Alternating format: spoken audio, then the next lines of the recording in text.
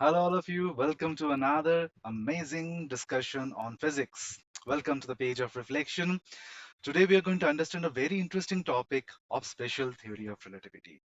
Okay, so Sir Albert Einstein has given us this theory called the special theory of relativity. And why it is so special? Why?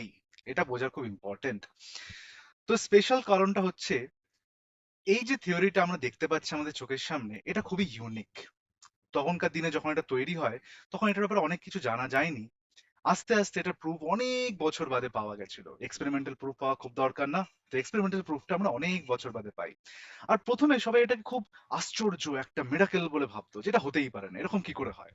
তো চলো আমরা দেখে নিই what is the miracle and what is the speciality of this theory call the special theory of relativity. তো Albert Einstein বলেছিলেন যে there is a thing call time dilation. Time বেড়ে যাবে। কেন বাড়বে? ভাবো, ইমাজিন করো, তুমি আর তোমার বন্ধু দুজনের হাতেই ঘড়ি আছে, আর দুজনের সাথেই তখন বিকেল 5টা বা 6টা বাজে। হঠাৎ করে তোমার বন্ধুর কাছে এমন একটা ম্যাজিক্যাল পাওয়ার চলে আসলো যে তোমার বন্ধু ভি ভেলোসিটিতে, দ্রুত গতিতে কোন একটা জায়গায় চলে যাচ্ছে, ঘুরে টুরে আবার ফিরে আসলো। দেখা যাচ্ছে তোমার ঘড়িতে যখন 10টা 11টা বা 12টা বাজে, তখন ওর ঘড়িতে মাত্র 5টা থেকে 6টা হয়েছে বা 6টা থেকে 7টা হয়েছে, 2 ঘন্টা বেড়েছে। সেখানে তোমার ঘড়িতে অলরেডি 6-7 ঘন্টা পেরিয়ে গেছে। কি করে সম্ভব হলো এটা? এটারই নাম টাইম ডাইলেশন। তো আগে আমরা ফিজিক্স এর ম্যাথমেটিক্স পার্টটা দেখবো, তারপর আরো ভালো করে জিনিসগুলোকে বুঝবো।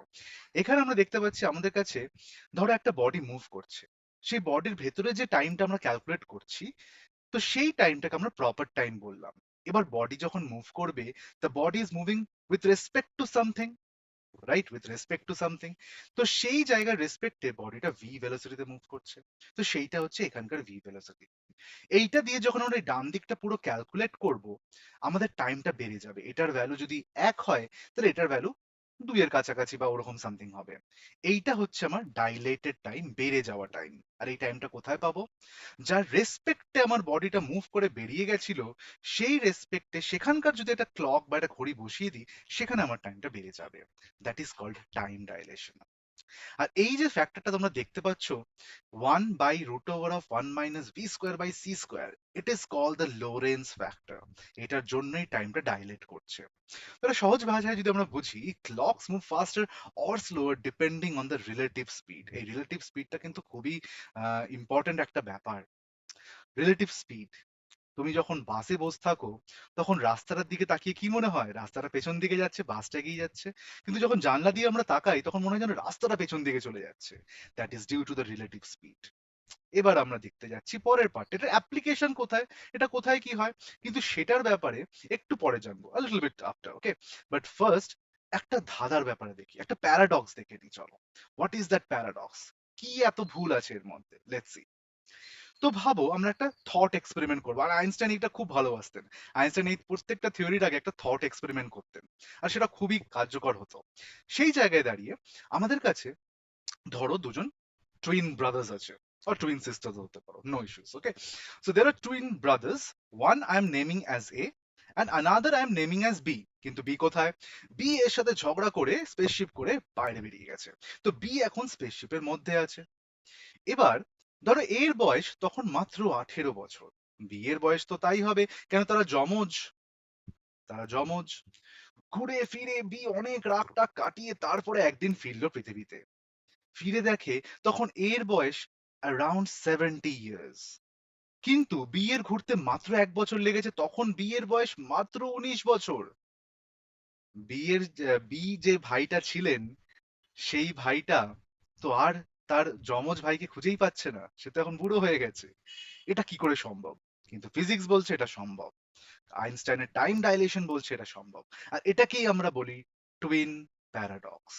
এটাকেই আমরা বলি টুইন প্যারাডক্স। কিন্তু এটা সম্ভব কি করে? খুব সহজ ভাষায় বোঝাচ্ছি। আমার কাছে স্পেসশিপের মধ্যে একটা বডি আছে। স্পেসশিপটা এমন একটা স্পিডে পৃথিবী থেকে বেরিয়ে যাচ্ছে, যেটা হচ্ছে comparable to the speed of light. সেটা হচ্ছে রিলেটিভিস্টিক স্পিড। আর আমরা যদি আগের ফর্মুলাটা দেখে নিই, এটা কাজ করবে তখনই যখন ভি এর ভ্যালু খুব খুব কাছে সি এর। তখনই কাজ করবে। তো এখানেও স্পেসশিপটা ওরকম একটা খুব বড় ভেলোসিটি নিয়ে বেরিয়ে যাচ্ছে, আর সঙ্গে সঙ্গে আর টাইমটা এক থাকবে না, তখন এই ফর্মুলাটা ইউজ হবে। কিন্তু বি এর হাতে যে ঘড়িটা আছে সেটা তো নর্মাল টাইম দেবে, আর যে টাইমটা ডাইলেট করে বেড়ে যাচ্ছে সেটা হচ্ছে যেটা এ এর টাইমে বা এ এর হাতে যে ঘড়িটা আছে। ব্যাস, টাইম ডেলিশন কাজ করলো, ফর্মুলার ভ্যালুগুলো বসলো, আর তোমাদের কাছে চলে আসলো একটা বিশাল বড় টাইম। আর এই বিশাল বড় টাইমটার জন্যই দেখা গেল যে এর বয়সটা বেড়ে 70 বছর হয়ে গেছে, সেখানে বি এর টাইমটা শুধুমাত্র ছিল 1 বছর। সিম্পল। এবার স্যার এটা এটা তো খালি কি দাঁড়াচ্ছে তাহলে? অ্যালবার্ট আইনস্টাইন কি এমন কিছু বলে গেছে এটা খালি আমরা থট দিয়ে বুঝতে পারবো? এটাকে রিয়েল লাইফে আদৌ কোথাও কাজে লাগে? কাজে লাগে। এই যে আমরা কিছুদিন আগে চন্দ্রায়ন 3 দেখলাম, এই যে কিছুদিন আগে আমরা দেখতে পাচ্ছিলাম আমাদের কাছে আদিত্য L1, ওইসব ব্যাপারেও আমরা কথা বলবো পরবর্তী ভিডিওতে। কিন্তু তার আগে সবার ক্ষেত্রে একটা কমন জিনিস আমরা দেখতে পেয়েছি, তারা পৃথিবীর চারিপাশে একবার ঘুরছিল, they are all orbiting the earth, and our satellites also orbit our earth. যখন আর্থের অ্যারাউন্ডে একটা স্যাটেলাইট ঘোরে তখন খুব বেশি স্পিড নিয়ে ঘোরে, and that is actually comparable to the speed of light. আর তখন আমরা সেটাকে রিলেটিভিস্টিক স্পিডও বলতে পারবো।